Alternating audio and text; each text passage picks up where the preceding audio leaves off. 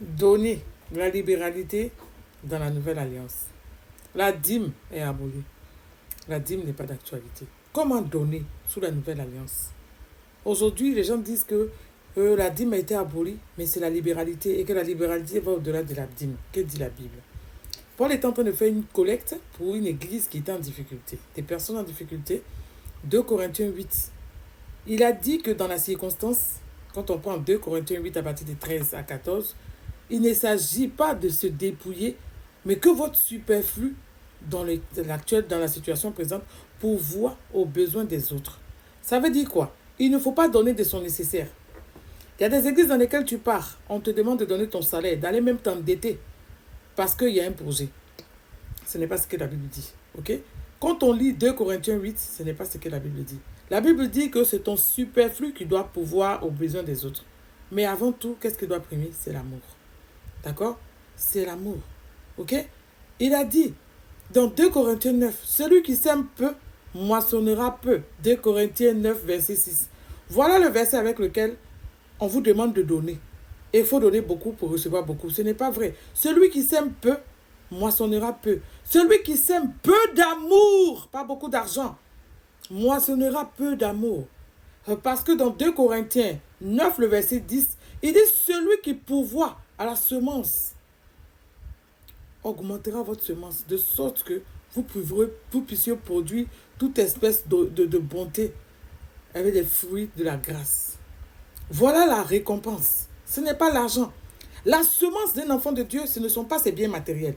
La semence d'un enfant de Dieu, c'est son amour. Donc quand tu vas donner avec libéralité, pas de ton nécessaire, mais de ton superflu, Dieu va augmenter en toi l'amour, de sorte à ne pas vivre comme des avares, mais à pouvoir prendre soin des personnes en difficulté. On n'a pas dit des projets, forcément des projets de l'église ni de ton pasteur, mais des personnes en difficulté et pouvoir prendre soin d'eux quand tu vois une personne en difficulté. Donc, celui qui sème peu moissonnera peu ne veut pas dire que celui qui donne beaucoup d'argent va avoir beaucoup d'argent. Celui qui sème peu d'amour moissonnera peu d'amour. Celui qui manifeste beaucoup d'amour moissonnera beaucoup d'amour. Et celui qui produit la semence, 2 Corinthiens 9, verset 10, augmentera votre semence de sorte que vous puissiez pouvoir à toute espèce de libéralité. Pour qu'il y ait libéralité, il faut en amont quoi? L'amour. C'est l'amour qui est la semence. La semence, ce n'est pas ton argent. La semence, ce n'est pas ton offrande. Dieu regarde à l'attitude de ton cœur.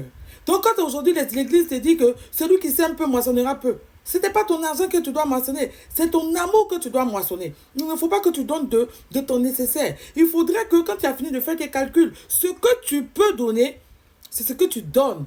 Ce que tu ne peux pas donner, tu ne donnes pas. Il y a des personnes aujourd'hui qui se sont endettées. Tu es en train de m'écouter, tu es en train de pleurer. Pourquoi? Parce qu'il y avait un projet de construction. On a demandé aux gens de venir participer, de faire des offrandes. Et que Dieu va les bénir. Tu as fait ton offrande. Mais aujourd'hui, c'est comme si tu avais déclaré la guerre au diable. Tu passes par toute espèce de difficulté. À l'église, tu ne peux pas aller te retourner. Ils prennent des versets encore pour vous effrayer, pour dire que ne vous y trompez pas. Celui qui fait une promesse à Dieu doit honorer la promesse. Tout ça, ce sont des versets de peur. Le chapitre qui parle de la libéralité dans la Bible, 2 Corinthiens 8, 2 Corinthiens 9, ne parle pas de la semence argent, parle de ta disposition de ton cœur, de ton amour, de sorte à pouvoir réagir quand tu vois ton prochain dans le besoin. Mais il ne s'agit pas, comme 2 Corinthiens 8, verset 13 à 14 dit, de donner de ton nécessaire, mais dans le cas présent, que ton superflu. C'est-à-dire que quand tu as fini de faire tes calculs, ce qui te reste là, tu donnes. Donc à partir d'aujourd'hui, il ne faut pas qu'on utilise 2 Corinthiens 9, verset 6, celui qui sème peu moissonnera peu. On n'a pas dit que si tu sèmes peu d'argent, tu vas avoir peu d'argent. Si tu sèmes beaucoup d'amour et que tu donnes, après avoir fini de faire de tes calculs, à cœur joie, avec amour, à ton frère qui est dans le besoin, Dieu va augmenter en toi, à quoi? La semence. Qu'est-ce que la Bible nous déclare? Nous devons être des modèles d'amour, de sorte que dans le monde, notre amour puisse être reconnu. Ok? Il y a des gens qui sont plus riches que les chrétiens. Il y a des gens qui ne prient pas. Donc Dieu n'a pas besoin de ton argent pour pouvoir te bénir. Ce dont il a besoin, c'est de ton amour, la disposition de ton cœur pour produire en toi les fruits de la justice, comme te dit 2 Corinthiens 9. Donc n'aie pas peur. La libéralité ne consiste pas à donner pour recevoir en retour. En retour, en argent, en bien matériel. Ça consiste à pouvoir voir ton prochain, pouvoir le voir dans le besoin et avoir un cœur disposé à pouvoir participer à sa détresse. Donc 2 Corinthiens 9, verset 6. Celui qui sème peu moissonnera peu. Celui qui donne peu d'amour recevra en retour peu d'amour. Et la récompense se trouve dans 2 Corinthiens 9, verset 10, où il dit que celui qui donne de la sémence au semeur augmentera votre semence, de sorte à pouvoir moissonner quoi? Les fruits de la justice. Il parle ici d'amour, pas de ton argent. Sois béni. Shalom.